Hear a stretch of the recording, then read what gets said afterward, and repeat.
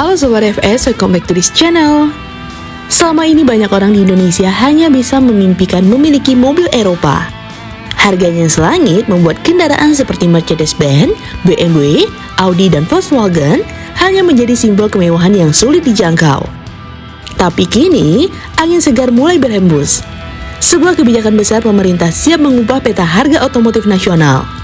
Kebijakan ini berpotensi membuat harga mobil-mobil Eropa turun drastis, bahkan bisa menyamai mobil Jepang kelas menengah. Nah, seperti apa kebijakan ini? Dan bagaimana dampaknya bagi industri otomotif serta masyarakat Indonesia? Mari kita bahas.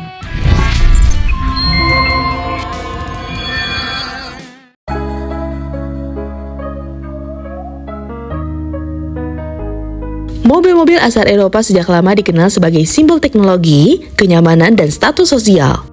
Mereka menawarkan kualitas material terbaik, fitur keselamatan canggih, dan desain elegan yang sulit ditandingi. Namun di Indonesia, semua keunggulan itu dibayar mahal. Biaya masuk tinggi, pajak barang mewah, serta ongkos impor menjadikan harga mobil Eropa bisa 2 kali lipat dibandingkan negara asalnya. Akibatnya, pasar mobil Eropa di Indonesia selama ini terbatas hanya untuk kalangan atas.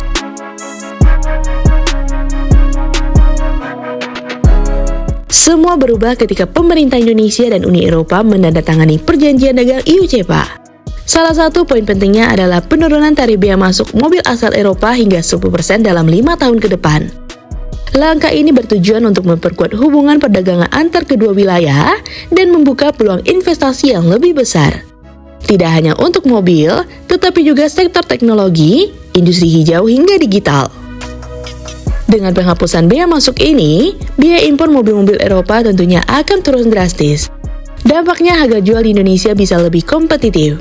Mobil yang dulunya dijual di atas 1 miliaran, kini berpotensi turun hingga ratusan juta rupiah. Misalnya BMW seri 3 yang selama ini dijual di kisaran 1,3 miliar. Dengan biaya masuk yang dihapus, harganya bisa turun menjadi 900 jutaan. Mercedes-Benz C-Class dari harga 1,4 miliar berpotensi turun menjadi 950 juta hingga 1 miliar rupiah. Bahkan mobil seperti Volkswagen Tiguan yang saat ini dijual di angka 860 juta bisa turun menjadi 650 jutaan. Dan Audi Q3 dari kisaran 1,2 miliar bisa menjadi 850 jutaan. Artinya, mobil Eropa tidak lagi eksklusif hanya untuk segelintir orang, melainkan mulai menjangkau pasar yang lebih luas. Selain itu, produsen Eropa bisa lebih agresif memperluas pasar, membuka jaringan distribusi baru, bahkan berinvestasi di fasilitas perakitan lokal. Di sisi lain, merek Jepang, Korea, dan Cina yang selama ini mendominasi pasar tentu harus menyiapkan strategi baru agar tidak kehilangan pangsa pasar.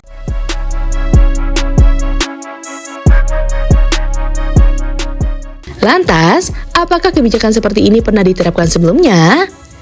Kebijakan serupa sebenarnya pernah diterapkan di beberapa negara Asia termasuk Thailand dan Malaysia dalam bentuk perjanjian perdagangan bebas dengan Uni Eropa dan Jepang. Hasilnya pun cukup signifikan. Harga mobil impor menurun, investasi asing meningkat, dan industri otomotif lokal terus berkembang karena adanya transfer teknologi. Bagi Indonesia, langkah ini merupakan strategi besar untuk memperluas daya saing industri, sekaligus menarik produsen global agar menjadikan Indonesia sebagai basis produksi di kawasan ASEAN. Namun, di balik semua potensi positif itu, muncul pertanyaan penting. Apakah kebijakan ini benar-benar akan menguntungkan konsumen dan industri lokal? Apakah mobil-mobil Eropa akan menjadi lebih terjangkau, atau justru membuat produk lokal semakin sulit bersaing? Dan apakah penurunan biaya masuk ini akan benar-benar dirasakan masyarakat atau hanya menguntungkan segelintir pihak? Apapun jawabannya, satu hal yang pasti, kebijakan biaya masuk 0% untuk mobil Eropa adalah langkah besar yang akan mengubah wajah industri otomotif Indonesia. Harga bisa turun, persaingan semakin ketat, dan konsumen akan menikmati lebih banyak pilihan. Tapi keberhasilan kebijakan ini tetap bergantung pada bagaimana pemerintah dan pelaku industri mengelola transisi ini dengan cermat. Yang jelas, era baru otomotif Indonesia sudah dimulai. Dan untuk pertama kalinya, mobil Eropa mungkin tidak lagi sekedar impian, melainkan kenyataan di garasi rumah banyak orang Indonesia.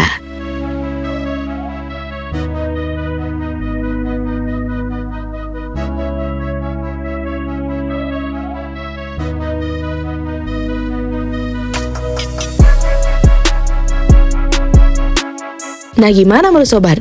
Komen di bawah ya. Jika sobat suka dengan video ini, like dan share ya sobat. Sampai ketemu lagi di fakta seru selanjutnya. See you!